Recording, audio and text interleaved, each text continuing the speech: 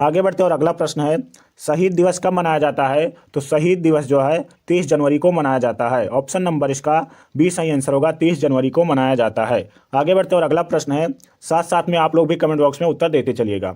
Davis cup का संबंध किस खेल से है? तो डेविस कप का संबंध जो है वो लॉन टेनिस से है। ऑप्शन नंबर इसका बी सही आंसर होगा, लॉन टेनिस से है। आगे बढ़ते हैं और अगला प्रश्न है, भारत में टेलीविजन का प्रसारण कब हुआ था? पहला प्रसारण जो है टेलीविजन का भारत में कब हुआ था? तो 1962 में हुआ था। ऑप्शन नंबर इसका सी सही आंसर होगा, 1962 ईस्वी में हुआ था। आगे बढ़ते हैं और अगला प्रश्न देखते हैं। अगला प्रश्न है, Tata institute of fundamental research कहाँ पर स्थित है? तो Tata institute of fundamental research जो है वो मुंबई में स्थित है। ऑप्शन नंबर इसका ये सही आंसर होगा। आगे बढ़ते हैं और अगला प्रश्न है, निम्नलिखित में से कौन सी मिश्रित धातु है? तो मिश्रित धातु जो है वो पीतल है। ऑप्शन नंबर डी इसका सही आंसर होगा। आगे बढ़ते हैं और अगला प्रश्न है, निम्नलिखित में से अकबरनामा के रचनाकार कौन हैं? तो अकबरनामा के रचनाकार अगर आप लोग बता रहे हैं कि अबुल फजल हैं तो सही आंसर बता रहे हैं। ऑप्शन नंबर इसका सी सही आंसर होगा। आगे बढ़ते और अगला प्रश्न है, विश्राम के समय मानव हृदय 1 मिनट में कितनी बार धड़कता है? तो विश्राम के समय मानव हृदय 1 मिनट में 72 बार धड़कता है। ऑप्शन नंबर बी इसका सही आंसर होगा। आगे बढ़ते और अगला प्रश्न है, मुगल काल की राजभाषा क्या थी? तो मुगल काल की राजभाषा क्या थी? फारसी थी। ऑप्शन नंबर डी इसका सही आंसर होगा, मुगल काल की राजभाषा फारसी थी। आगे बढ़ते और अगला प्रश्न है, मधुशाला किसकी रचना है? तो मधुशाला जो है हरिवंश राय बच्चन की रचना है। ऑप्शन नंबर इसका ये सही आंसर होगा, हरिवंश राय बच्चन की मधुशाला जो है वो रचना है। आगे बढ़ते और अगला प्रश्न है, कपास की खेती के लिए सर्वोत्तम मिट्टी कौन सी है? तो कपास की खेती के लिए सबसे अच्छी मिट्टी काली मिट्टी होती है। ऑप्शन नंबर इसका ये सही आंसर होगा, काली मिट्टी होती है। आगे बढ़ते और अगला प्रश्न है, प्रतिवर्ष वानिकी दिवस कब मनाया जाता है? तो प्रतिवर्ष वानिकी दिवस जो है 21 मार्च को मनाया जाता है। ऑप्शन नंबर इसका सी सही आंसर होगा, प्रतिवर्ष वानिकी दिवस कब मनाया जाता है? तो 21 मार्च को मनाया जाता है। आगे बढ़ते और अगला प्रश्न है, क्यूप्राइट किस धातु का अयस्क है? तो क्यूप्राइट जो है वो तांबा का अयस्क है। ऑप्शन नंबर इसका डी सही आंसर होगा, किसका? तांबा का अयस्क है। आगे बढ़ते और अगला प्रश्न है, 1943 ईस्वी में सुभाष चंद्र बोस ने आज़ाद हिंद फौज का गठन कहाँ पर किया था? तो आज़ाद हिंद फौज का गठन जो है सुभाष चंद्र बोस जी ने 1943 ईस्वी में किया था और कहाँ पर? सिंगापुर में किया था। ऑप्शन नंबर इसका सी सही आंसर होगा, कहाँ पर? सिंगापुर में। आगे बढ़ते और अगला प्रश्न है, उत्तर वैदिक काल के सबसे महत्वपूर्ण देवता कौन है? तो उत्तर वैदिक काल के सबसे महत्वपूर्ण देवता ऑप्शन नंबर सी इसका सही आंसर होगा, प्रजापति हैं। कौन है? प्रजापति हैं। आगे बढ़ते और अगला प्रश्न है, किस क्षेत्र में उस्ताद बिस्मिल्लाह खान ने प्रसिद्धि पाई है? तो उस्ताद बिस्मिल्लाह खान ने शहनाई के क्षेत्र में जो है प्रसिद्धि पाई है। ऑप्शन नंबर इसका सी सही आंसर होगा। आगे बढ़ते और अगला प्रश्न है, राष्ट्रीय गान सर्वप्रथम कब गाया गया था? तो राष्ट्रीय गान सर्वप्रथम कब गाया गया था? अगर आप लोग बता रहे हैं कि 27 दिसंबर 1911 को गाया गया था, सही उत्तर बता रहे हैं। ऑप्शन नंबर इसका ये सही आंसर होगा, 27 दिसंबर 1911 को गाया गया था। अगला प्रश्न है, नीलगिरी और अन्नामलाई पहाड़ियों के बीच स्थित दर्रा कौन सा है? तो नीलगिरी और अन्नामलाई पहाड़ियों के बीच स्थित दर्रा पाल घाट दर्रा है। ऑप्शन नंबर इसका सी सही आंसर होगा, पाल घाट दर्रा है। आगे बढ़ते और अगला प्रश्न है, भारत में मैंग्रोव वनस्पति का सर्वाधिक विस्तार किस राज्य में है? तो मैंग्रोव वनस्पति है जो दोस्तों वो तटीय इलाकों में होती है, तो पश्चिम बंगाल में सबसे ज़्यादा है। ऑप्शन नंबर इसका बी सही आंसर होगा और सुंदरवन डेल्टा वाले क्षेत्र में ज़्यादा है। आगे बढ़ते और अगला प्रश्न है, भारत का राष्ट्रीय आदर्श वाक्य क्या है? तो भारत का राष्ट्रीय आदर्श वाक्य क्या है?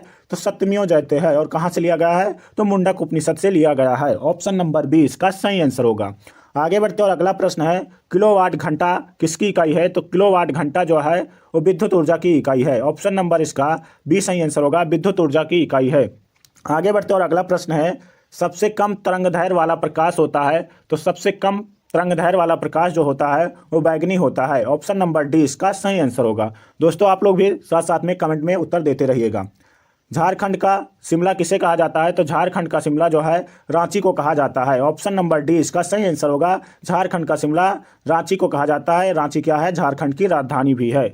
आगे बढ़ते और अगला प्रश्न है, रामकृष्ण मिशन की स्थापना किसने की थी? तो रामकृष्ण मिशन की स्थापना विवेकानंद जी ने किया है। ऑप्शन नंबर इसका ये सही आंसर होगा, स्वामी विवेकानंद जी ने किया है। आगे बढ़ते और अगला प्रश्न है, पुष्कर झील कहाँ पर स्थित है? तो पुष्कर झील अगर आप लोग बता रहे हैं कि राजस्थान में स्थित है तो सही आंसर बता रहे हैं। ऑप्शन नंबर इसका ये सही आंसर होगा, पुष्कर झील जो है वो राजस्थान में स्थित है। अगला प्रश्न है, कामाख्या माता मंदिर भारत के किस राज्य में स्थित है? तो कामाख्या माता मंदिर जो है भारत के असम राज्य में स्थित है। ऑप्शन नंबर डी इसका सही आंसर होगा। आगे बढ़ते हैं और अगला प्रश्न है, श्वेत फास्फोरस हमेशा रखा जाता है, तो श्वेत फास्फोरस हमेशा जल में रखा जाता है। ऑप्शन नंबर इसका सी सही आंसर होगा। आगे बढ़ते और अगला प्रश्न है, राष्ट्रपति का अध्यादेश कितनी अवधि के लिए लागू रहता है? तो राष्ट्रपति का अध्यादेश अगर आप लोग उत्तर बता रहे हैं 6 महीने के लिए लागू रहता है, तो सही आंसर बता रहे हैं। ऑप्शन नंबर इसका बी सही आंसर होगा। राष्ट्रपति का अध्यादेश 6 महीने के लिए लागू रहता है। आगे बढ़ते और अगला प्रश्न है, भीषण सर्दी में ठंडे प्रदेशों में या ठंडे देशों में पानी की पाइप फट जाती है, क्यों? क्योंकि पानी जमने पर फैलता है, क्योंकि पानी जमने पर फैलता है, इसीलिए भीषण ठंडी जब होती है तो पानी की पाइप फट जाती है। ऑप्शन नंबर इसका ये सही आंसर होगा। आप लोग भी कमेंट बॉक्स में साथ साथ में उत्तर देते चलिएगा। अगला प्रश्न है, लोकसभा में कोई भी धन विधेयक निम्न में से किसकी पूर्व अनुमति के बिना प्रस्तुत नहीं किया जा सकता है? तो दोस्तों प्रस्तुत नहीं किया जा सकता किसकी अनुमति के बिना? राष्ट्रपति की अनुमति के बिना प्रस्तुत नहीं किया जा सकता है। ऑप्शन नंबर इसका बी सही आंसर होगा। अगला प्रश्न है, भारतीय संविधान में कितने प्रकार के आपातकालों का प्रावधान है? तो कितने प्रकार के आपातकाल हैं दोस्तों? तो 3 प्रकार के आपातकाल हैं। ऑप्शन नंबर इसका सी सही आंसर होगा, 3 प्रकार के। आगे बढ़ते और अगला प्रश्न है, सूर्य का पृष्ठीय तापमान आंका गया है, तो सूर्य का पृष्ठीय तापमान जो है वो 6000 डिग्री सेल्सियस मापा गया है। ऑप्शन नंबर इसका जो है ये सही आंसर होगा। आगे बढ़ते और अगला प्रश्न है, भारतीय सिविल सेवा में चुने गए पहले भारतीय का नाम क्या था? तो पहले भारतीय का नाम क्या था?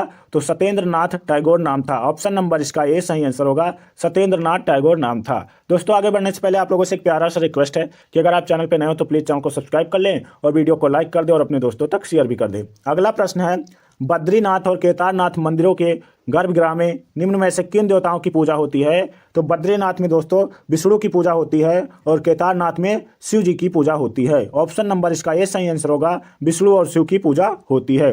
आगे बढ़ते और अगला प्रश्न है, भारत के किस राज्य में सर्वाधिक लोहा पाया जाता है?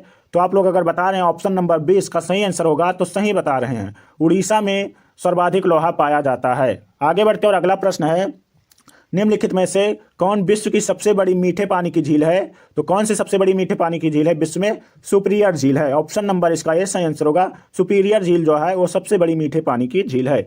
सबसे गहरी झील कौन सी है? तो बैकाल झील है। क्या दोस्तों विश्व की सबसे गहरी झील कौन सी है? बैकाल झील है। आगे बढ़ते और अगला प्रश्न है, पनामा नहर किन दो सागरों जोड़ती है? तो पनामा नहर जो है वो किन दो महासागरों को जोड़ती है? तो प्रशांत महासागर और अटलांटिक महासागर को जोड़ती है। ऑप्शन नंबर इसका बी सही आंसर होगा, प्रशांत महासागर और अटलांटिक महासागर को जोड़ती है। आगे बढ़ते और अगला प्रश्न है, पृथ्वी के निकटतम दूरी पर कौन सा ग्रह है? तो पृथ्वी के निकटतम दूरी पर कौन सा ग्रह है? बुध ग्रह है। ऑप्शन नहीं, सॉरी दोस्तों, ये सूर्य के सबसे निकट है। बुध ग्रह जो है वो सूर्य के सबसे निकट है और पृथ्वी के सबसे निकट कौन सा है? शुक्र ग्रह है। ऑप्शन नंबर इसका सी सही आंसर होगा। ऑप्शन नंबर इसका सी सही आंसर होगा। अगला प्रश्न है, पारसेक किसकी इकाई है? तो पारसेक जो है दूरी की इकाई है। ऑप्शन नंबर इसका ये सही आंसर होगा, पारसेक दूरी की इकाई है। अगला प्रश्न है, विश्व का सबसे बड़ा द्वीप कौन सा है? तो विश्व का सबसे बड़ा द्वीप ग्रीनलैंड द्वीप है। ऑप्शन नंबर इसका सी सही आंसर होगा, ग्रीनलैंड द्वीप जो है वो विश्व का सबसे बड़ा द्वीप है।